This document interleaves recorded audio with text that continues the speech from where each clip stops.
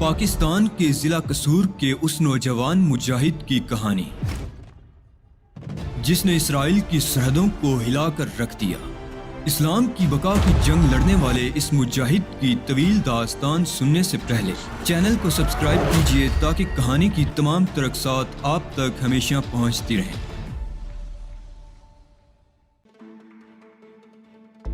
اسی وقت سامنے کھڑے ہوئے شخص نے میرا نشانہ لے کر فائر کر دیا۔ میں بڑی پھرتی سے نیچے جھک گیا تھا۔ گولی نے قوی الجثہ شخص کی پیشانی کے چیتھڑے اڑا دیے، لیکن اب اس کے علاوہ اور کوئی چارہ کار نہیں تھا کہ میں اپنے بچاؤ کے لیے اس شخص پر فائر کر دوں۔ میں نے پستول سیدھا کیا ہی تھا کہ دوسری گولی میرے بازو کو چوتی ہوئی گزر گئی۔ وہ میرے ساتھ کوئی رعایت نہیں کرنا چاہتا تھا۔ گولی نے بیڈ کے قریب ڈریسنگ ٹیبل کا شیشہ بھی چکنا چور کر دیا تھا۔ میں جانتا تھا کہ جو شخص 2 فائر کر سکتا ہے اسے تیسرا فائر کرنے میں بھی کوئی آر نہ ہوگا، لیکن میں اب بھی اسے قتل نہیں کرنا چاہتا تھا۔ کم از کم تنظیم کے کسی آدمی کو میں اپنے ہاتھ سے نہیں مارنا چاہتا تھا۔ البتہ اسے سنبھالنے کے لیے میں نے ریوالور سیدھا کیا اور اس کے سر سے تقریباً 2 انچ اونچا فائر کر دیا۔ گولی عقبی دیوار میں پیوست ہو گئی تھی۔ اس نے پھرتی سے ایک صوفے کی آڑ میں چھلانگ لگا دی اور دروازے کی جانب سرکنے لگا۔ میں کوشش کر رہا تھا کہ اس پر دوسرا فائر کرنے کی نوبت نہ آئے، لیکن وہ شخص اپنے بچاؤ کے لیے ہر طرح کی کارروائی کر لینا چاہتا تھا۔ چنانچہ اس نے رک کر ایک بار پھر فائر کر دیا اور اس بار اس کی یہ کوشش کامیاب رہی تھی۔ گولی میرے ریوالور کو چھو گئی تھی۔ ریوالور میرے ہاتھ سے نکل کر دور جا پڑا۔ اسے بھی اندازہ ہو گیا تھا کہ اب میں نہتھا ہو چکا ہوں۔ چنانچہ وہ صوفے کی آڑ سے نکل آیا۔ ریوالور کی نال بدستور میرے سینے کی طرف اٹھی ہوئی تھی۔ وہ چند قدم آگے بڑھا اور اس نے میرے گریبان کی طرف ہاتھ بڑھانے کی کوشش کی، لیکن یہ اس کی زبردست حماقت تھی۔ اس طرح وہ پتہ نہیں کیا چاہتا تھا۔ میں نے نہایت پھرتی سے بایاں ہاتھ اس کی ریوالور والی کلائی پر جمایا اور پوری قوت سے ریوالور کی نال چوبی فرش کی طرف گما دی۔ وہ اس اچانک افتاد کے لیے تیار نہیں تھا۔ ریوالور اس کے ہاتھ سے نکل کر نیچے گر گیا۔ میں نے پوری قوت سے اسے دھکا دے کر نیچے گرا دیا، لیکن دوسرے لمحے اس نے اٹھ کر میرے پیٹ پر اس زور کی ٹھوکر جمائی کہ مجھے بھی چھٹی کا دودھ یاد آ گیا۔ اگر میں فوراً ہی نہ سمجھ جاتا تو دوسری ٹھوکر میرے منہ پر لگتی۔ وار خالی جانے سے وہ چکرا کر رہ گیا۔ وہ بھی اگرچہ نہتھا ہو چکا تھا، لیکن اس کی پھرتی اور لڑنے کا انداز بتا رہا تھا کہ اس حالت میں بھی وہ میرے لیے کافی خطرناک ثابت ہو سکتا ہے۔ اس نے فلائنگ کک لگانا چاہی، لیکن میں بروقت اچھل کر اپنے آپ کو بچا گیا۔ دوسرے لمحے میں نے اس کے منہ پر ایک ہاتھ رسید کر دیا، جسے وہ بے اختیار کرا اٹھا۔ مجھے اعتراف کرنا پڑا کہ اس جیسا پھرتیلا آدمی آج تک میری نگاہوں سے نہیں گزرا تھا، کیونکہ مار کھانے کے باوجود اس نے دوسرے لمحے ہی اچھل کر ایک ایسی زوردار ٹھوکر میرے منہ پر رسید کی کہ مجھے اپنے جبڑے کی ہڈی چٹکتی ہوئی محسوس ہوئی۔ میں لڑکھڑا کر رہ گیا اور میرے سنبھلنے سے پہلے ہی اس نے دروازے کی طرف چھلانگ لگا دی۔ وہ اگر چاہتا تو اس موقع سے فائدہ اٹھاتے ہوئے مجھے ختم کر سکتا تھا، لیکن اس وقت شاید اس نے فرار ہی میں بہتری سمجھی تھی۔ صرف 1 سیکنڈ کے وقفے سے جب میں باہر پہنچا تو راہداری سنسان پڑی تھی۔ مکمل سناٹا طاری تھا۔ کسی قسم کی آواز نہیں سنائی دے رہی تھی۔ میں اندازہ نہیں لگا سکا کہ اس نے کون سا رخ اختیار کیا ہے۔ بھر طور میں اسے تلاش کرنے کے لیے ادھر ادھر دوڑنے لگا، لیکن وہ غائب ہو چکا تھا۔ مجھے سخت حیرت تھی۔ میں چند لمحے الجھی ہوئی نگاہوں سے ادھر ادھر دیکھتا رہا۔ مجھے شبہ تھا کہ وہ کہیں دور نہیں گیا ہے، بلکہ اس نے آس پاس ہی کہیں چھپنے کی کوشش کی ہے، لیکن سمجھ میں نہیں آتا تھا کہ وہ کہاں چھپ گیا۔ میں اپنے کمرے میں واپس آ کر اس لاش کو دیکھنے لگا جس کی پیشانی ادھڑ گئی تھی۔ فائرنگ چونکہ سائلنسر لگے ہوئے ریوالور سے ہوئی تھی، اس لیے باہر کے حالات پرسکون تھے، ورنہ اس بھرے ہوئے ہوٹل میں فائرنگ سے زبردست ہنگامہ مچ جانا چاہیے تھا۔ میں نے سب سے پہلے اس لاش کو ٹھکانے لگانے کے بارے میں سوچا، کیونکہ میرے دشمن بآسانی مجھے اس حوالے سے پھنسا سکتے تھے۔ حالانکہ تنظیم کی طرف سے مجھے ایسی کسی کارروائی کی امید نہیں تھی، کیونکہ وہ بھر طور اپنے اندر انتشار نہیں ظاہر کر سکتے تھے۔ میں نے دروازہ کھول کر باہر جھانکا۔ راہداری اسی طرح سنسان پڑی تھی۔ میں پھرتی سے لاش اٹھا کر راہداری کی عقبی سمت کی طرف بڑھ گیا۔ کچھ دیر کے بعد میں اس لاش کو ہوٹل کے ایک ایسے حصے میں پہنچانے میں کامیاب ہو گیا جہاں فالتو چیزیں ڈالی جاتی تھی۔ اس کے بعد واپس آ کر میں تمام نشانات کو مٹانے کی کوشش میں مصروف ہو گیا جو اس ہنگامے کے نتیجے میں پیدا ہو گئے تھے۔ میں جانتا تھا کہ لاش کی موجودگی چھپی نہیں رہ سکے گی اور کل صبح یا کسی نہ کسی وقت لوگوں کو اس کے بارے میں معلومات ہو جائے گی۔ پھر پولیس آئے گی اور تفتیش ہوگی۔ پتہ نہیں کوئی میری طرف متوجہ ہوگا یا نہیں۔ کیا کرنا چاہیے؟ کیا یہاں سے فرار ہو کر کوئی دوسری جگہ تلاش کروں؟ یہی میرے لیے بہتر تھا۔ چنانچہ میں نے پھرتی سے اپنا سامان وغیرہ سمیٹا۔ ایک لمحے کے لیے خیال آیا تھا کہ کہیں اس طرح فرار ہونے میں شبہ میری طرف ہی منتقل نہ ہو جائے، لیکن قتل کے نشانات صاف کرنے میں نے جو محنت کی تھی اس سے مجھے کم از کم اس بات کا اطمینان ہو گیا تھا کہ کوئی بھی یہ شبہ نہیں کر سکے گا کہ قتل اس کمرے میں ہوا ہے۔ میں نے کوئی نشان نہیں چھوڑا تھا۔ چند لمحات تذبذب کا شکار رہا کہ کمرہ فوری طور پر چھوڑ دوں یا نہیں۔ اگر پولیس کو شبہ ہو گیا تو پھر میری بیروت میں موجودگی خطرناک ہو جائے گی اور نہ جانے کون کون سی مصیبتوں کا شکار ہو جاؤں گا۔ ایک لمحے تک صورتحال پر غور کرتا رہا اور آخر یہی فیصلہ کیا کہ ابھی یہاں سے کہیں اور چلے جانا مناسب نہیں ہے۔ یہ ہمت کی بات تھی کہ ان واقعات سے گزرنے کے بعد بھی میں اسی کمرے میں مقیم رہتا۔ کم از کم اس طرح ان لوگوں کو یہ اندازہ تو ہو سکتا تھا کہ میرے حوصلے کس قدر بلند ہیں اور میں ہر قسم کے حالات کا مقابلہ کر سکتا ہوں۔ چنانچہ فوری طور پر اپنا فیصلہ ملتوی کر کے میں نے سامان واپس رکھ دیا اور ایک بار پھر تیز روشنی میں گہری نگاہوں سے کمرے کا جائزہ لینے لگا۔ کوئی چیز بے ترتیب نہیں تھی۔ دروازے کے ہینڈلوں وغیرہ سے میں نے تمام نشانات صاف کیے اور اس کے بعد اپنے بستر پر پہنچ گیا۔ دوسری صبح کوئی خاص رد عمل ظاہر نہ ہو سکا۔ میں ناشتے وغیرہ سے فارغ ہوا۔ اس کے بعد بھی میں تقریباً 10 بجے تک انتظار کرتا رہا لیکن کوئی ہنگامہ نہیں ہوا۔ لاش ابھی تک دریافت نہیں ہوئی تھی۔ اب میرے لیے کوئی خدشہ نہیں تھا کہ قتل کے سلسلے میں شبہ مجھ پر کیا جائے گا۔ چنانچہ میں خود کو پرسکون رکھتے ہوئے لباس وغیرہ تبدیل کر کے باہر نکل آیا۔ رات کے واقعات نے اس بات کا اظہار کر دیا تھا کہ تنظیم اب میرے خلاف انتہائی نفرت انگیز سلوک کرنے پر اتر آئی ہے۔ سمجھ میں نہیں آتا تھا کہ کیا کروں۔ تنظیم کے خلاف میں اب بھی اپنے دل میں بہت زیادہ برائی نہیں پاتا تھا۔ فرشتہ نہیں تھا لیکن چند ہی لوگ تو تھے جو مجھ سے برگشتہ تھے اور وہ بھی غلط فہمیوں کا شکار ہو کر۔ ان کے خلاف اگر کچھ کروں تو پوری تنظیم متاثر ہوگی۔ باہر نکل کر کافی دیر تک فٹ پاتھ پر چلتا رہا، پھر ایک موڑ گھوم کر ایک ایسے علاقے کی طرف جا نکلا جہاں سڑکوں کے کنارے چھوٹے چھوٹے ریستوران بنے ہوئے تھے کہ دفعتاً ایک کار میرے نزدیک آ کر رک گئی۔ میں نے چونک کر ادھر دیکھا تو صدف العشق کا بیمار چہرہ نظر آیا۔ میں نے ایک گہری سانس لی۔ یہ لڑکی اب مجھے جنجلاہٹ میں مبتلا کرنے لگی تھی۔ اس نے بڑے ملتجی انداز میں مجھ سے کار میں آنے کو کہا اور میں آگے بڑھ کر اس کے نزدیک بیٹھ گیا۔ صدف العشق نے کار آگے بڑھا دی۔ چند لمحے مکمل خاموشی رہی، پھر اس نے آہستہ سے کہا، کچھ بھی ہو جائے علی، میں تمہیں اپنے دل سے نہیں نکال سکتی۔ یہاں کیسے آ گئی؟ بس یوں سمجھو دل و دماغ کا ہیجان مجھے بےقل کیے ہوئے ہے۔ شاید میں اس واقعے سے سب سے زیادہ متاثر ہونے والوں میں سے ہوں۔ صدف، حماقت کر رہی ہو۔ میں تم سے درخواست کرتا ہوں کہ میرے لیے خود کو مصیبت میں نہ ڈالو۔ افسوس، میں اپنے دل سے مجبور ہوں۔ پھر پوچھا، کسی خاص جگہ جا رہے تھے؟ نہیں، بس کچھ فیصلے کر رہا ہوں کہ مجھے کیا کرنا چاہیے۔ آؤ پھر کہیں بیٹھ کر ایک پیالی قہوہ پیئیں۔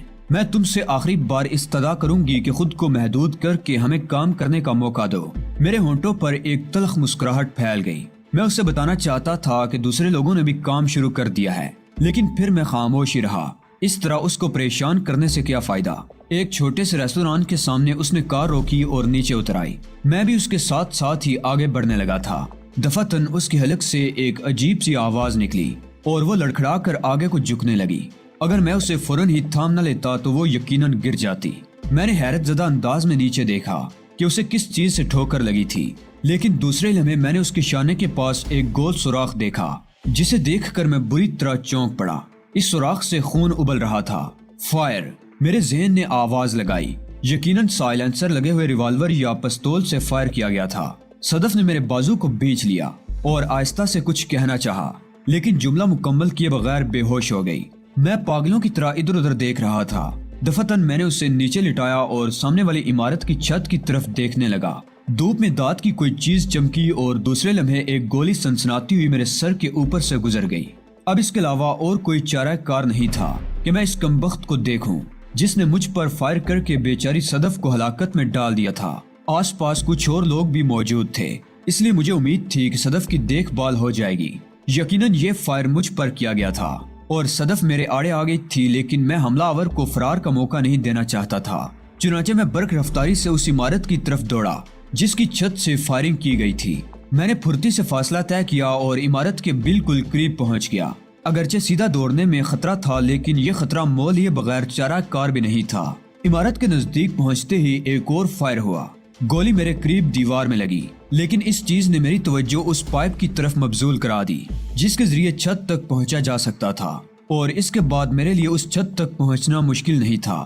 میں نے اس شخص کو دیکھا جو گولی چلانے کے بعد فرار ہو رہا تھا اور اس کی طرف دوڑ لگا دی۔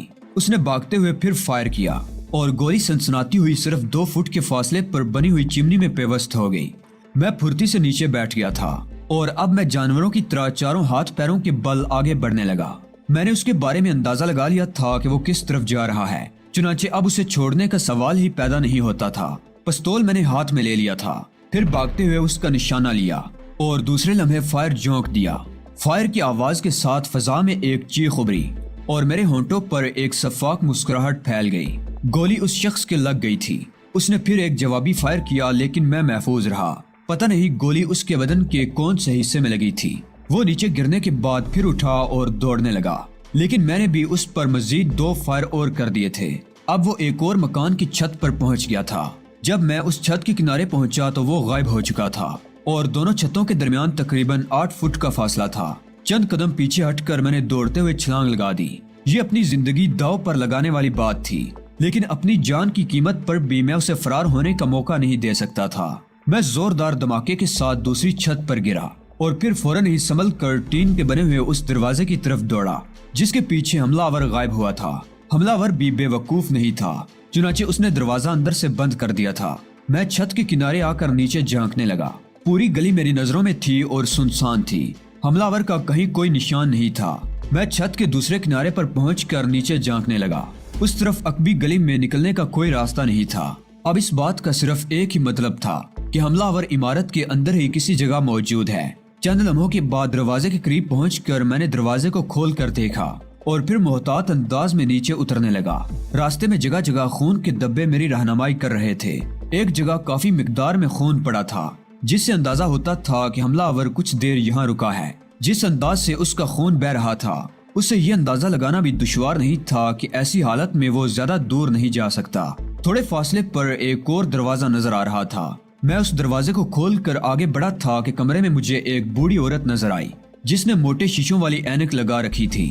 مجھے دیکھتے ہی وہ دونوں ہاتھ اٹھا کر گگیائے ہوئے لہجے میں بولی، خدا کے لیے مجھے نہ مارنا، خدا کے لیے مجھے نہ مارنا۔ میں خاموشی سے اس کے سامنے کھڑا ہو کر اس کی شکل دیکھنے لگا۔ پھر میں نے اسے پوچھا، کیا یہاں تمہیں کوئی نظر آیا تھا؟ وہ اس طرف اس نے کہا اور میں اس کے اشارے کی سمت دوڑ گیا۔ لیکن اسے بدقسمتی ہی کہا جا سکتا تھا کہ جس طرف اس نے اشارہ کیا تھا وہاں ایک کھلا ہوا دروازہ میرا منہ چڑھا رہا تھا اور خون کے دبے اس دروازے سے گزر گئے تھے۔ حملہ آور نکل گیا تھا۔ میں بھی مزید اس عمارت میں رکنا بے مقصد سمجھ کر باہر نکل آیا تھا اور پھر گھوم کر اس طرف پہنچ گیا جہاں صدف الیش زخمی ہو کر گری تھی، لیکن اب وہ وہاں موجود نہیں تھی اور چند افراد متخیرانہ انداز میں ایک دوسرے سے اس بارے میں گفتگو کر رہے تھے۔ معلوم نہیں ان لوگوں میں سے کسی نے مجھے پہچانا تھا یا نہیں۔ بہر طور میں صدف کے بارے میں جاننا ضروری چاہتا تھا۔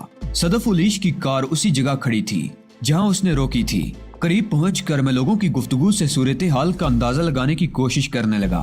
پتہ چلا کہ چند افراد زخمی لڑکی کو لے کر اسپتال روانہ ہو گئے ہیں۔ کون سے اسپتال؟ اس کے بارے میں کچھ نہیں کہا جا سکتا تھا۔ نزدیک کھڑے ہوئے ایک شخص سے میں نے پوچھا، جو اس لڑکی کو اٹھا کر لے گئے ہیں کیا ان کا تعلق پولیس سے تھا؟ نہیں، ایک گزرتی ہوئی کار میں کچھ شریف لوگ جا رہے تھے۔ انہوں نے اس زخمی لڑکی کو کار میں ڈالا اور اسپتال لے گئے۔ کسی نے اس کار کا نمبر دیکھا؟ کیوں بھائی، کسی نے دیکھا؟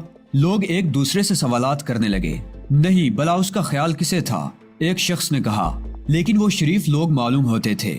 ایک اور آواز ابھری، کار کا رنگ کیسا تھا اور کون سی تھی؟ میں نے کہا، نیلے رنگ کی سپنسر۔ ایک شخص نے جواب دیا۔ غصے اور نفرت کا طوفان میرے رگو پے میں موجزن تھا۔ صدف الیش میری وجہ سے اس حادثے کا شکار ہوئی تھی۔ ان لوگوں نے اس بے گناہ کو بھی نہیں چھوڑا تھا۔ یہ کون سا گروپ تھا جو اس طرح تشدد پر اتر آیا تھا؟ یہ کام تو کچھ ایسے لوگوں کا ہی ہو سکتا تھا جو بذات خود بھی مجھ سے نفرت کرتے ہوں اور اس موقع سے پورا فائدہ اٹھانا چاہتے ہوں۔ انسانوں کی مختلف اقسام ہوتی ہیں۔ سوچنے کا انداز کبھی کبھی ایسے غلط رخ بھی اختیار کر لیتا ہے۔ ممکن ہے کچھ لوگوں کو یا کسی گروپ کو تنظیم میں میری ہر دل عزیزی ناگوار گزرتی ہو اور انہوں نے اس موقع کو غنیمت جان کر دل کی بڑاس نکالی ہو، لیکن یہ سب کچھ یہ بہتر تو نہیں ہے۔ میرے ہمدرد میرے لیے راستہ ہموار کرنے میں کوشاں ہیں اور میرے دشمن انہیں بھی نقصان پہنچانے سے گریز نہیں کر رہے۔ ان لوگوں میں میری انتہا پسندی دوسرے لوگوں کو نقصان پہنچانے کا باعث بن رہی تھی۔ آخر فیصلہ کیا کہ خود میں ہی تبدیلی پیدا کروں۔ ان لوگوں کے لیے عذاب بننے سے کیا فائدہ؟ صدف الیش بار بار ذہن میں چبھ رہی تھی۔ گولی اس کے شانے میں لگی تھی۔ نہ جانے وہ لوگ اسے کون سے ہسپتال لے گئے تھے۔ کس طرح معلوم کیا جائے؟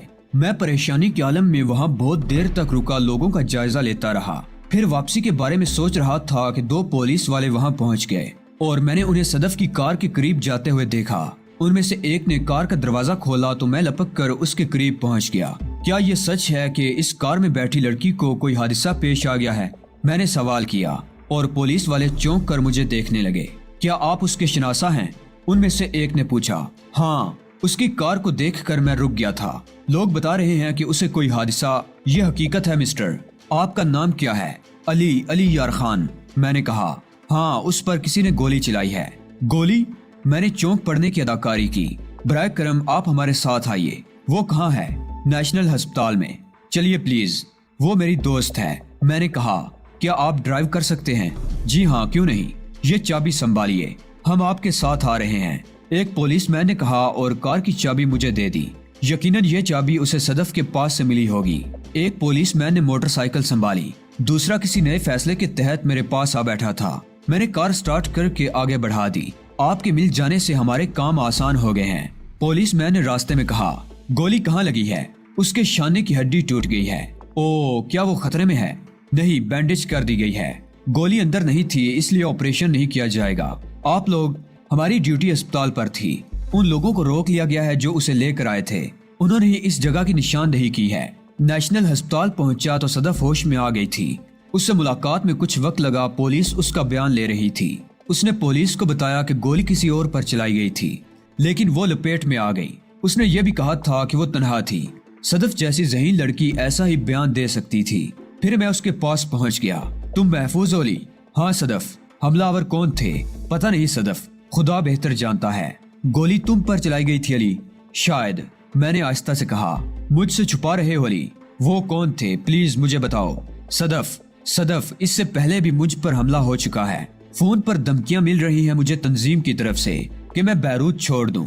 خدا کی قسم صدف، ایسا کبھی نہ کرتا میں، لیکن میرے دوستوں کی زندگی خطرے میں پڑ جائے تو یہ مجھے گوار نہ ہوگا۔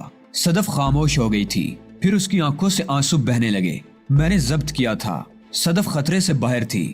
اس نے کہا کہ اس کے اہل خاندان کو اس حادثے کی خبر دے دی جائے۔ اس کے عزیزوں کے آنے سے قبل ہی میں اس سے رخصت ہو کر چلا آیا۔ اب میں نے فیصلہ کر لیا تھا کہ بیروت چھوڑ دوں گا، اس سے زیادہ میں کچھ نہیں چاہتا تھا۔ اسپتال سے ٹیکسی کر کے میں ہوٹل میں آیا۔ یہاں حالات معمول پر تھے، پتہ ہی نہ چلتا تھا کہ یہاں کوئی لاش وغیرہ ملی ہے۔ تجسس نے چین نہ لینے دیا، خود اس جگہ جا کر لاش دیکھی جہاں میں نے اسے ڈال دیا تھا، لیکن وہاں لاش موجود نہ تھی اور صورتحال میری سمجھ میں آ گئی۔ کسی اور کے دیکھنے سے قبل ہی لاش وہاں سے ہٹا دی گئی تھی۔ بہت چالاکی سے کام کیا گیا تھا۔ واپس کمرے میں آیا تو ایک اور چیز دیکھی، سینٹر ٹیبل پر کچھ کاغذات رکھے ہوئے تھے۔ حیرت زدہ انداز میں میں نے کاغذات اٹھا کر دیکھے تو ان میں میرا تازہ بنا ہوا پاسپورٹ اور ایک فلائٹ سے پیرس کا ٹکٹ تھا۔ یہ فلائٹ اسی روز رات 8 بجے جا رہی تھی۔ ابھی اس پر حیران ہی ہو رہا تھا کہ فون کی گھنٹی بجی اور میرے دانت بھینچ گئے۔ بہرحال میں نے ریسیور اٹھا لیا تھا۔ مسٹر علی یار خان، اس سے زیادہ کچھ اور چاہتے ہو تو وہ بھی صحیح۔ دوسرا طریقہ یہ ہے کہ رات کو 8 بجے یہاں سے پیرس چلے جاؤ اور اس کے بعد دل چاہے جہاں۔ تمہاری ایک ایک جنبش قدم ہماری نگاہ میں ہے۔ میں نے کچھ کہے بغیر فون بند کر دیا، اس کے سوا چارہ نہیں تھا۔ برصورت میں خود کو قابو میں رکھنا چاہتا تھا۔ اسی رات میں ضروری تیاریوں کے ساتھ ایئرپورٹ پہنچ گیا۔ امیگریشن کارروائیوں میں کوئی دقت نہ ہوئی۔ میرے لیے قیام کا انتخاب انہوں نے خود ہی کر دیا تھا۔ یہ بھی اچھا ہوا۔ طیارہ وقت مقررہ پر فضا میں بلند ہو گیا۔ میں گم سم بیٹھا ہوا تھا، دل و دماغ میں طوفان برپا تھا۔ تاریک مستقبل منہ کھولے کھڑا تھا، کوئی راستہ سامنے نہ تھا۔ آپ بہت خاموش ہیں جناب، برابر سے ایک نسوانی آواز ابھری۔ میں نے چونک کر اس طرف دیکھا۔ ایک انتہائی خوبصورت لڑکی میری ہمسفر تھی۔ اس کا چہرہ اتنا حسین تھا کہ نگاہ نہ ہٹے۔ میں اسے دیکھتا رہ گیا۔ اس کے چہرے پر مشرقیت اور مغربیت کا امتزاج بے حد حسین لگ رہا تھا۔ وہ مسکرائی اور بولی، سوری، نہ جانے کن خیالات میں ڈوبے ہوئے ہوں گے آپ۔ کوئی بات نہیں مس، ہم سفر لمحوں کے ساتھی ہوتے ہیں، لیکن اگر وہ بور ہوں تو یہ لمحے بھی بہت ناخوشگوار تاثر چھوڑ جاتے ہیں۔ ہاں، میں نے مختصراً کہا۔ آپ پریشان ہیں؟ نہیں، مزاج ہی ایسا ہے۔ وہ ہنس پڑی۔ یہ بات بھی نہیں ہے تو پھر باتیں کیجیے۔ میں خاموش تو نہیں ہوں۔ میرا نام تہذیب ہے، تہذیب اینڈریو مالکم ایکس۔ اس انوکھے نام پر میں نے چونک کر اسے دیکھا تھا۔ تہذیب تو کچھ اپنی طرف کا نام ہے، لیکن یہ اینڈریو مالکم ایکس۔ میری ماں ہندوستانی تھی اور باپ فرانسیسی۔ آپ مشرق و مغرب کا امتزاج ہیں اور معاف کیجیے گا آپ بھی عرب باشندے نہیں لگتے۔ ایسی ہی بات ہے، میں نے جواب دیا۔ پیرس جا رہے ہیں آپ؟ ہاں، میرا خیال درست ہے نا؟ آپ مقامی باشندے نہیں ہیں؟ جی ہاں، آپ کا خیال درست ہے۔ کہاں سے تعلق ہے آپ کا؟ پاکستان سے، میں نے جواب دیا۔ او مائی گاڈ، مسلمان ہیں نا آپ؟ جی ہاں۔ نام نہیں بتائیں گے؟ علی کہہ سکتے ہیں آپ مجھے۔ سیاہ ہیں؟ میرا مطلب ہے بیروت، یہی سمجھ لیں۔ لڑکی کافی باتونی معلوم ہوتی تھی، اس کا انداز گفتگو بھی بے حد دلکش تھا، لیکن میری ذہنی حالت تباہ تھی، اس لیے اس کی زیادہ پذیرائی نہ کر سکا۔ وہ دیر تک مجھ سے گفتگو کرتی رہی اور پھر میری طرف سے زیادہ توجہ نہ پا کر ناراض ہو جانے کے سے انداز میں خاموش ہو گئی۔ بہت دیر تک میں الجھا رہا، پھر میں نے ذہن کو صاف کیا، تہذیب کی طرف دیکھا تو وہ آنکھیں بند کیے گہرے گہرے سانس لے رہی تھی۔ طیارے کے تمام مسافر ہی نیند کے غلبے کا شکار نظر آ رہے تھے۔ میں نے بھی آنکھیں بند کر لی۔